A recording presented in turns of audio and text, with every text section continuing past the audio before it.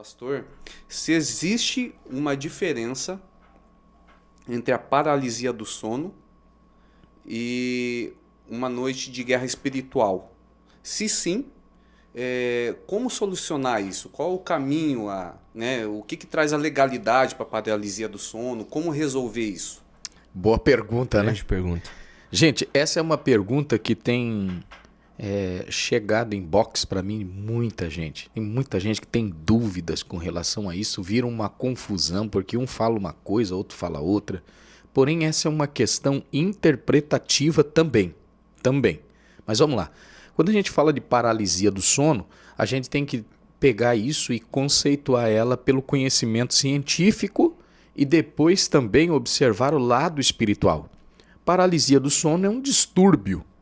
Deixa eu explicar isso não como médico, porque eu não sou médico da área, mas pelo menos do conhecimento que tenho. O que é a paralisia do sono? É quando o cérebro do ser humano, deixa eu ilustrar melhor. Você à noite, a tua família é grande. Nós somos na minha casa lá em 5 ou 6. Então eu espero todo mundo ir deitar. Quando todo mundo for deitar, eu vou me levantar e vou percorrer a minha casa, que é grande, para ver se não esqueceram de nada ligado. Os meus meninos em casa, costumeiramente, deixam uma luz, duas, às vezes ligada, lá na edícula fica a luz ligada. Então, eles já foram dormir. O que eu vou fazer? Eu vou lá e vou desconectar o que está ligado, vou desligar no interruptor as luzes, e aí eu vou deitar posteriormente. É isso que eu vou fazer. O que é a paralisia do sono? É quando o cérebro ele dá um comando geral para que todos descansem. A musculatura, todos os músculos vão descansar. Imagine o dia a dia de alguém que está em atividade. Todo dia, naquela correria, quantos mil movimentos a nossa musculatura não faz? Para mim, está movimentando minhas mãos, jogando bola, correndo, fazendo alguma coisa, dirigindo. A musculatura está num trabalho, numa velocidade incrível. E essa musculatura vai ter que relaxar. Então, quando ela deita, o corpo deitou, o cérebro desconectará todas essas musculaturas para dormir. O cérebro vai fazer isso aí, ele vai colocar todo mundo para dormir e ele é o último a dormir. Ok? Coloquei, o corpo vai descansar todo mundo. Pum, ele desligou. Todos os músculos dormiram. Inclusive o cérebro que decidiu descansar depois. Ele dormiu. Só que de repente, esse cérebro acordou. No meio da noite, ele resolveu despertar. Quando ele acorda sozinho. E sabe quando ele acorda sozinho? Ele olha para os músculos e eles estão todos relaxados. Mas o que é um cérebro sem a musculatura, sem o corpo em ação? Então aí acontece exatamente isso. A mente despertou, mas o corpo não tem ação. Aí o que acontece? Aquilo que a gente chama de pesadelo. O indivíduo fica ali, ele está vivendo uma situação, mas os músculos não respondem. A gente está preso naquilo ali.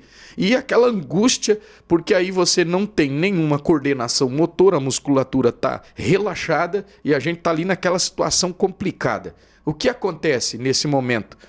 O cérebro se vê sozinho, a mente se despertou, mas ninguém está com ela. Aí é que está o grande problema. Esse momento de vulnerabilidade é um prato cheio para se desencadear, aí sim, uma batalha espiritual.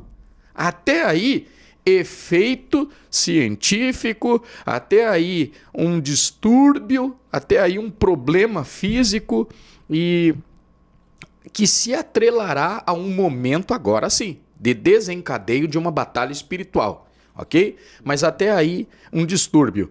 Então, o que acontece? As pessoas elas se desesperam. Elas passam por aquele momento, por quê? Porque não existe uma resposta do sistema, dos músculos, está tudo morto, está tudo dormindo. E aí a gente quer reagir e não tem como. O cara acordou, mas a musculatura está dormindo, é um desespero total. Então aí vira aquela confusão. Aí nós temos um outro fator que vai pegar e vai dar as mãos à paralisia do sono, que nós chamamos então de narcolepsia.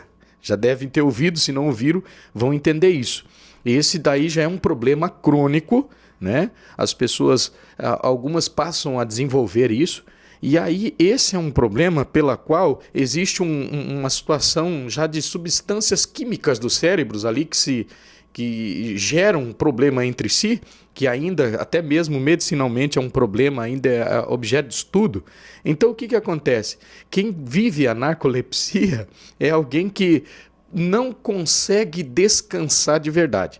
É alguém que, mesmo dormindo à noite, ela é motivada a dormir pelo dia. E ele é um sono tão leve que a pessoa dorme de pé. Tem gente que vai dormir de olho aberto. Ela tá aqui assim, ó. Dormiu. Eu conheço um amigo meu que é assim. Na fila do banco, ele tá dormindo. Ele tá sentado conversando com a gente assim, né? Ele paralisou dando uma risada assim, ó. Capaz, mano. Aham. Inclusive agora ele tá de viagem. Eu fico impressionado como pode. Ele de pé dorme. Ele dorme de pé, de olho aberto, entende? Então, assim, uma série de fatores vão contribuindo para isso. Agora, aonde se desencadeia uma batalha espiritual?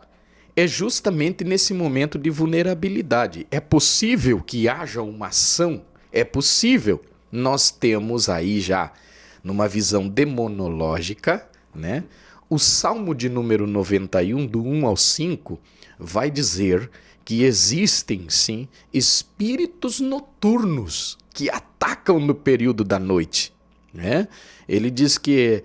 deixa eu localizar aqui, eu acho que não vai ficar antiético ler. Sim, imagina. Eu acho que isso facilita, né? Claro, enquanto o pastor procura ali, até eu vou fazer um comentário contigo.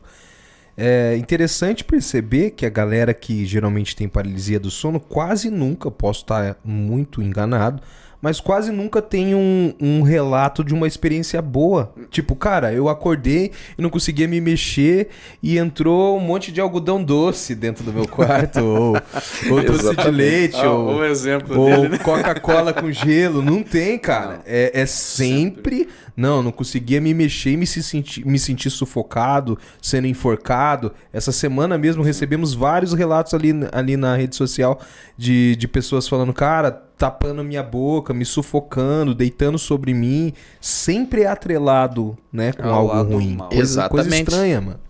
Olha o que diz o Salmo 91. A minha tradução aqui é de uma Bíblia que eu achei muito interessante, eu baixei ela. Diz assim, ó. A pessoa que procura segurança no Altíssimo se abriga na sombra protetora. Deixa eu pegar aqui o verso de número... aqui, 6.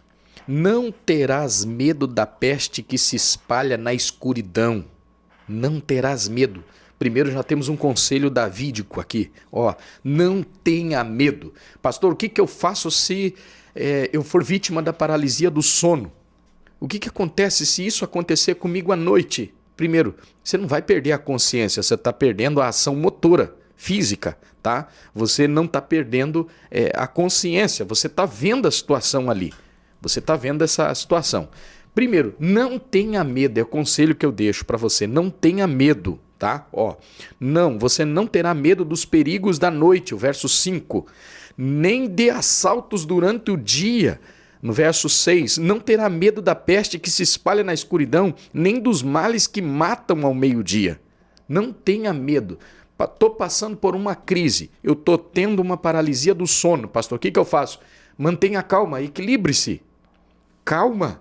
Respira fundo. A segunda coisa que vai acompanhar a paralisia do sono é a ansiedade. A pessoa fica tensa, ela fica ali ansiosa, ela não sabe o que está fazendo, ela se sente num afogamento, ela está morrendo, não é mesmo? Não tenha medo. Primeiro, acredite que o Senhor Deus é o Senhor da noite e do dia. Nenhum mal vai te suceder. É nessa hora que você precisa encontrar força em Deus. Ok? Terceiro, Deus não vai te deixar ali, não é porque você está deitado ali e parece que à noite mesmo desperta um temor maior, não é mesmo? Aquilo que a gente vive de dia, parece que à noite ela toma uma proporção mais forte. Triplica, né? Triplica. Então, aí vai se desencadear uma batalha espiritual muito grande. O que a gente chama de batalha espiritual? É quando há um confronto das trevas, né, com aqueles que professam Deus, aqueles que estão a luz e as trevas numa guerra. Ok? Entenda isso. Então, não tenha medo. Equilibre-se nesse momento. Calma.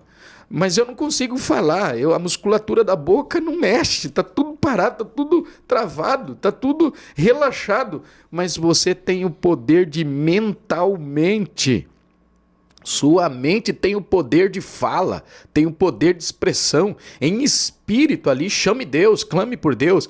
Nenhuma força vai conseguir te dominar, nenhum mal vai te atacar. Você pode vencer em nome de Jesus.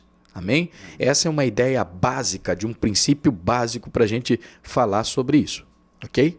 Fantástico, cara. Então é interessante perceber que até em pensamento não há força das trevas que resista o clamor daquele que chama por Jesus, que chama pelo Senhor. Claro, Né? com certeza. Isso é tremendo. O pastor falou uma coisa no meio de toda a sua fala que me chamou a atenção, falando de demonologia. Nós entendemos dentro dessa área que é vasta, que a gente precisaria de vários episódios para falar especificamente disso, mas que existem castas demoníacas, eles são organizados, eles trabalham por hierarquias, eles trabalham por pontos, né? Por exemplo, o pastor falou sobre o terror noturno, sobre o medo, por exemplo, né? Eu até comentei no último episódio que eu fui ministrar num lugar e um jovem me procurou e falou assim, olha, eu tenho medo de fechar os olhos para lavar o meu cabelo quando eu tô tomando banho. Eu tenho pavor de ficar com o olho fechado. Assim, eu percebo que existe uma hierarquia e muito bem organizada que trabalha dentro de pontos específicos aí na demonologia, né? E o pastor pode dar uma pincelada nesse assunto pra gente? Vamos lá. Bom, eu gosto de falar, eu não posso de jeito nenhum me apropriar de uma verdade absoluta, ok? Sim. Porque a demonologia abre uma janela para uma série de debates, ok? E a gente não pode ser senhor absoluto da verdade, nem aqui e em lugar nenhum. Quem se julga senhor da verdade peca quando pensa assim, ok? Então vamos lá. Eu entendo do que conheço dentro do reino demonológico que não é tudo igual, gente.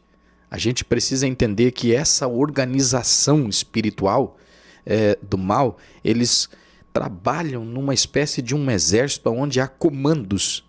Então, dentro de um exército de comandos, a gente entende que existe então submetimento, existe hierarquia, existem principados, existem hostes, existem médios, triários, novatos, e aí vai abrindo um vasto campo para a gente estudar aqui. É aquela ideia do batalhão. Vamos pegar aqui o batalhão, o exército, né? Onde tem o soldado, tem o cabo soldado, terceiro sargento, segundo sargento, aí vai seguindo toda essa patente hierárquica.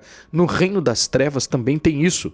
Ok? Existem espíritos específicos para trabalhos específicos.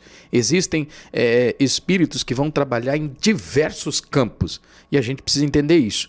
E existem aqueles que são devastadores, tem aqueles que são simples, pequenos, não é mesmo? Que é fácil. A gente chega lá e diz, sai, ele respeita, ele vai embora. Mas existem legiões, existem principados que a gente precisa saber como tratar com eles, como trabalhar com eles. Porque senão você vai se arrebentar.